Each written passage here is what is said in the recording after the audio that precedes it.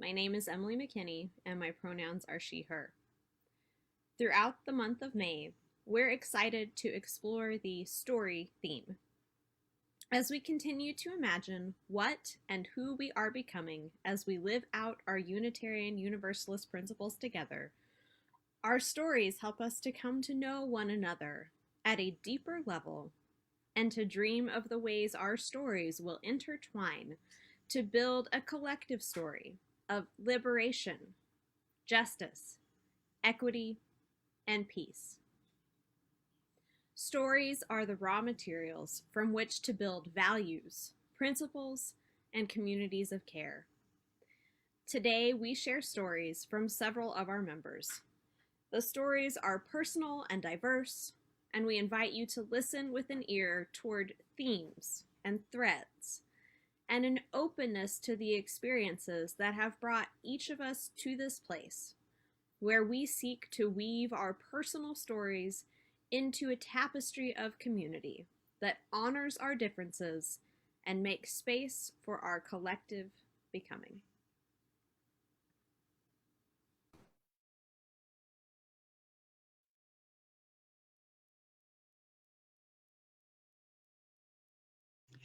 Hello, I'm Doris Ewing, and I use she, her pronouns. I have a story to read for this morning. After college graduation, I spent the summer living in New York City. 1960 was the time of Martin Luther King, freedom riders, and sit-ins at Woolworth lunch counters in the South. I had been radicalized at my liberal white college and wanted to do something to help Black people. I joined CORE, the Congress of Racial Equality, and attended the meetings. Interestingly, there were very few Black people in the group. One of our leaders had been badly beaten during a protest in the South, and I greatly admired him. CORE decided to protest at the Woolworth in Harlem in support of the sit-ins in the South. A friend and I carefully made our signs and took the subway up to Harlem. Before long, we were surrounded by an angry crowd. The Black Muslims were picketing us, and their message was clear. Whitey, go home, leave our Woolworth alone. We don't want you here. Some stayed, but my friend and I left. As a white, privileged do-gooder, I was clueless and way out of my depth. Powerful forces were at work, of which I had little understanding. My efforts to help were trivial, irrelevant, and perhaps even harmful. Looking back, I am reminded of a saying: do not meddle in the affairs of dragons, for humans are crunchy and taste good with peanut butter.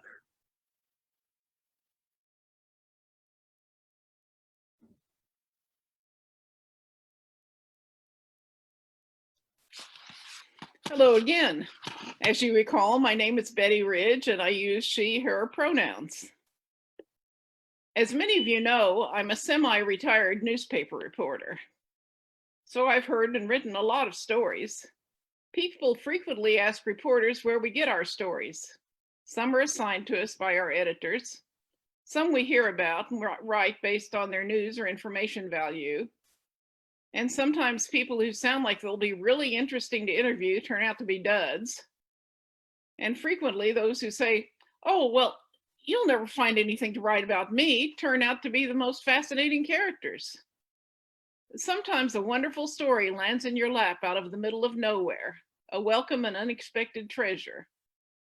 On this particular day in 2009, when I was working for the Tahlequah, Oklahoma Daily Press, I set out on a routine assignment to cover a class on Swedish weaving technique at our local Extension Homemakers group. No doubt some of our SOSO members could enlighten us about Swedish weaving, but today I remember nothing about it and wouldn't recognize it if it landed here on my desktop. But That day I went to cover Swedish weaving.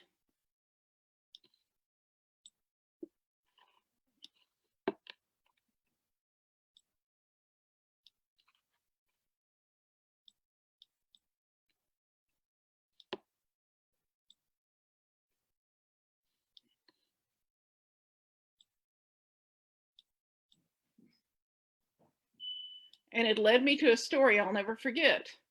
The class was going about as expected. The women were weaving and chatting, and suddenly a voice caught my attention. You know, I was the youngest survivor of the Woodward tornado. I was only 10 days old and I was in an incubator at the hospital. The woman's name was Faye Bellows. As she wove her project, her tale unraveled, and I was hooked. I just had to write the story. Woodward is a pancake flat town just east of the Oklahoma Panhandle, and it's smack dab in the middle of Tornado Alley. The tornado that hit it on April 9th, 1947, killed more people than the Joplin tornado a decade ago. It was the deadliest tornado in Oklahoma history. More than 100 buildings were destroyed and 169 people died. You can imagine the confusion in a small town ill-prepared for a disaster of that magnitude. Devastation was widespread. The bodies were warehoused in a makeshift morgue in the hospital basement awaiting identification. Relatives came through looking, often in vain, for hope.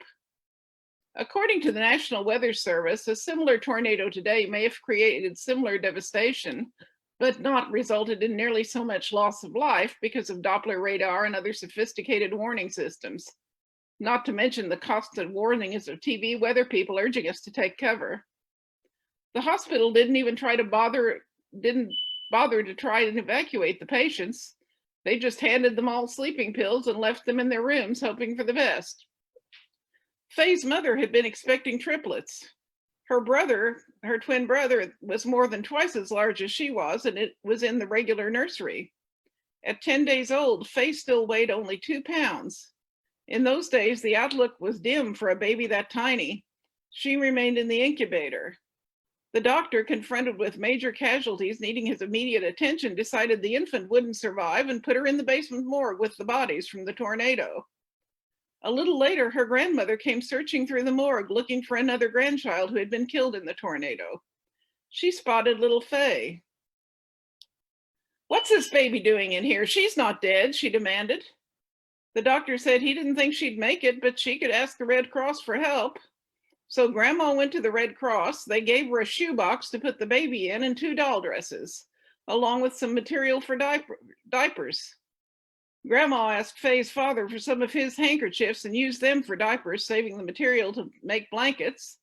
And she took Faye home in the shoebox, wrapped in a men's handkerchief for a diaper. Well, needless to say, Faye made it in spite of all the odds. Her heart, stomach, and lungs weren't developed fully, but she and her brother grew, went to school, and eventually went off to find careers and families in other cities.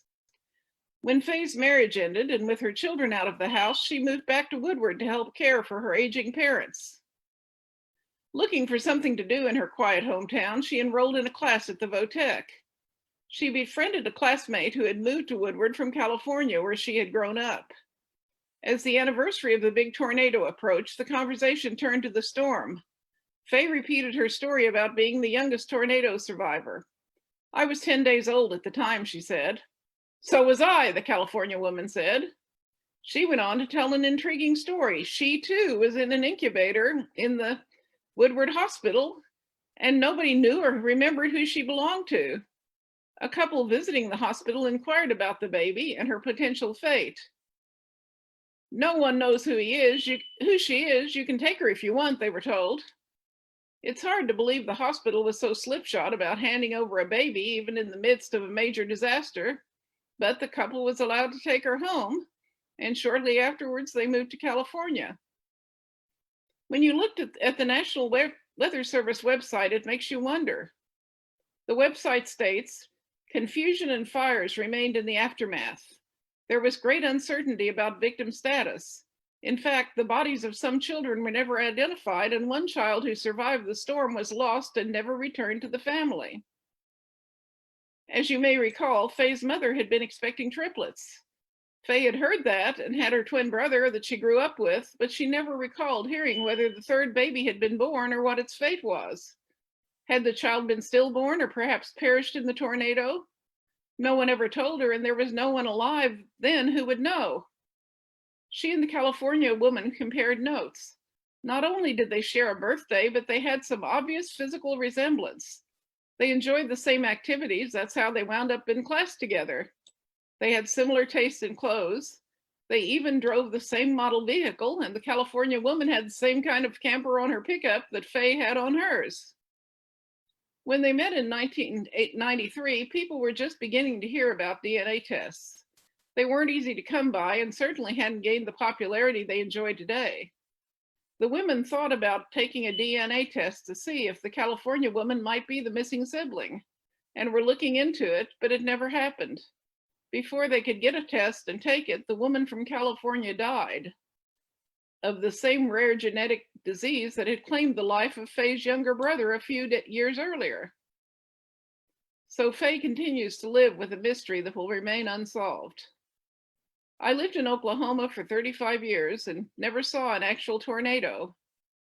But Faye is the most memorable tornado survivor and one of the most memorable people whose story I've ever told. Thanks.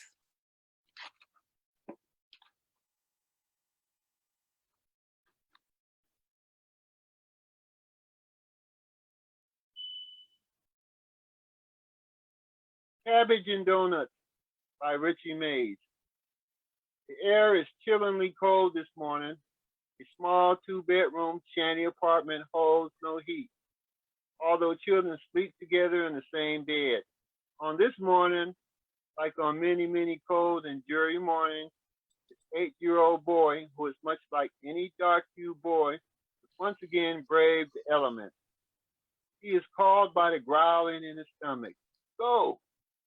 Hurry after the sweet, wild release from the dreaded cabbage, the bane of his existence.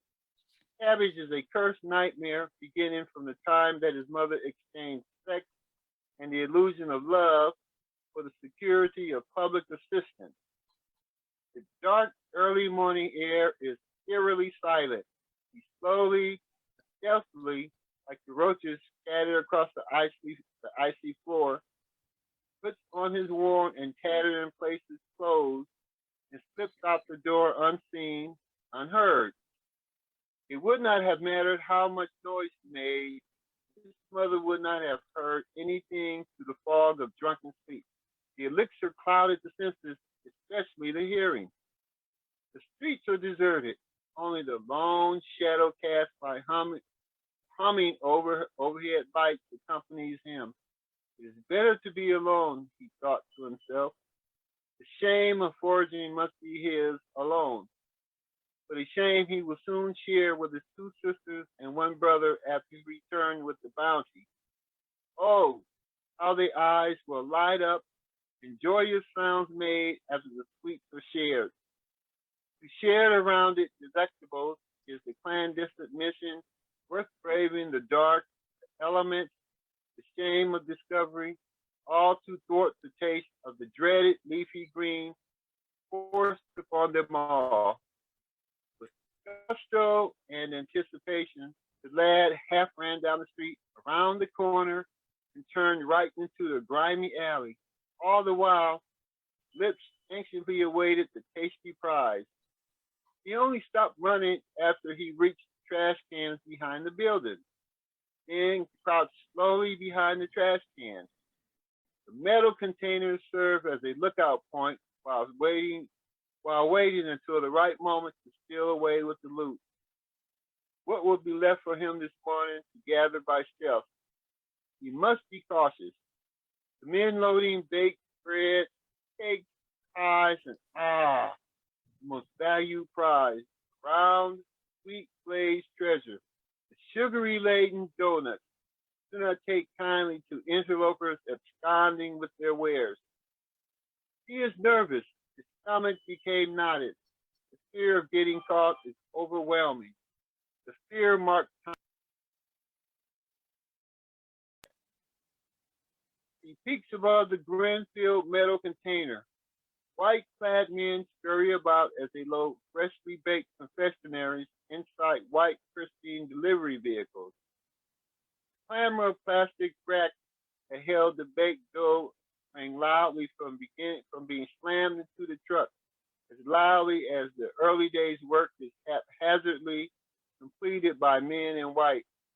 From inside the building where the sweet, aromatic aroma of sugar and flour escaped, whistles and "Hey Pete" could be heard. The long waiting is grueling intense. The cold is numbing. He bravely endured both. It's better to suffer the weight, cold, and to forge rather than submit again to that hated taste of cabbage.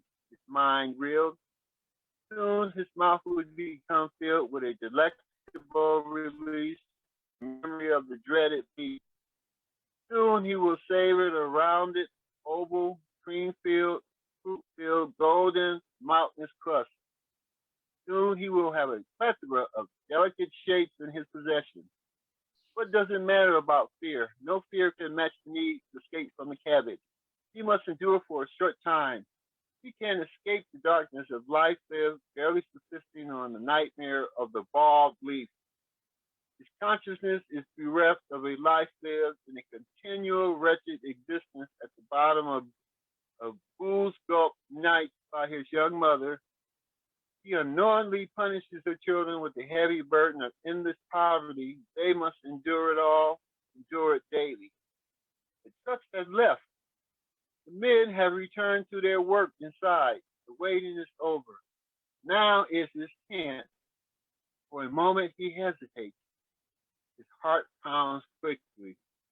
His feet seem frozen, stuck to the oily concrete. But the calling of cabbage removes the fear. He dashes over to the filled, discarded donut trash cans and begins filling an empty box he saw that is lying on one side of the rack. Hastily, the bright pink box is filled to brimming. He quickly runs down the alley, holding the treasure chest tightly to his chest. He stops the blocks from his apartment and sits on the ground. Placing the box on the sidewalk, he begins to inspect the contents. "Oh," he exclaims to himself as he examines the wonder that is before his eyes. Mashed, tasty treats. Before sampling, he licks his fingers slowly. He must not allow one single flake of sugar to escape. While he sits there, relishing in his act of bravery, he imagines the smile on his kin's faces. But before he continues his trek homeward, he rewards himself first in escaping the torture of the tasteless, rounded ball. The victor who vanquishes the repulsion of cabbage must receive his due. The end.